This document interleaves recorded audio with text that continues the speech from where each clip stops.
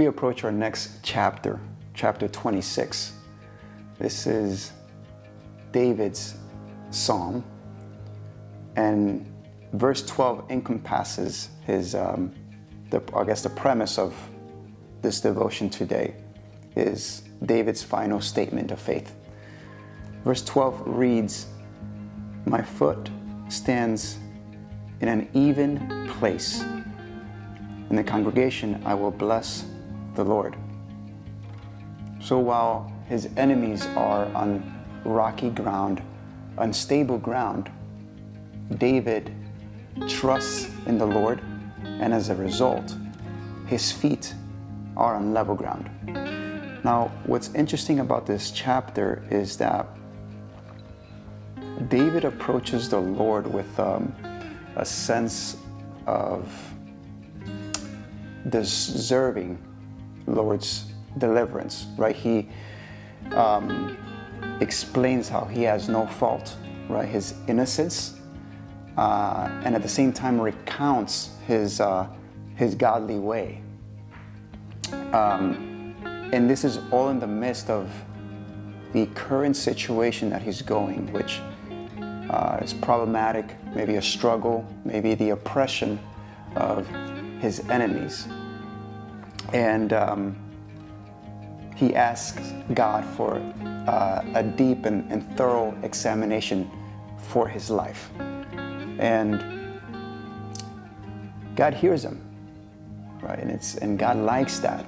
It is important for us that when we look at this psalm is to not get the misconception that in order to attain God's deliverance, that we need to somehow proclaim our personal righteousness, right? Because then we can fall into a hole where in order for God to hear me, I need to do an action, right? Or perform certain rituals, or make sure that I'm not sinning, right? And God doesn't want that. He doesn't want us to misinterpret or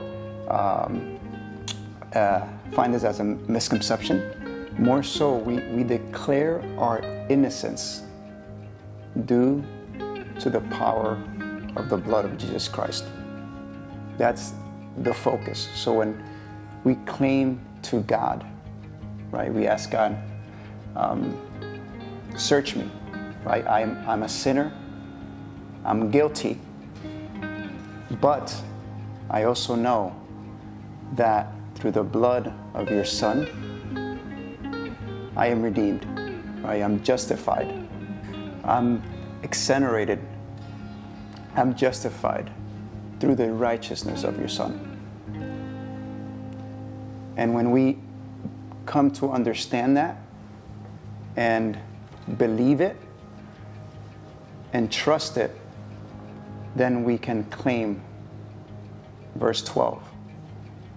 My foot stands in an even place because I trust you, Lord.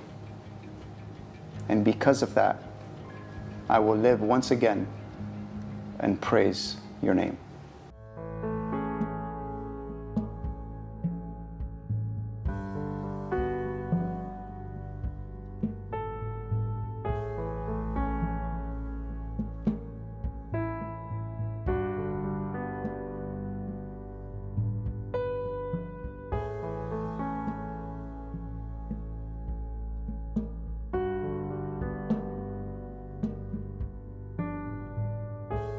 Thanks for joining us today.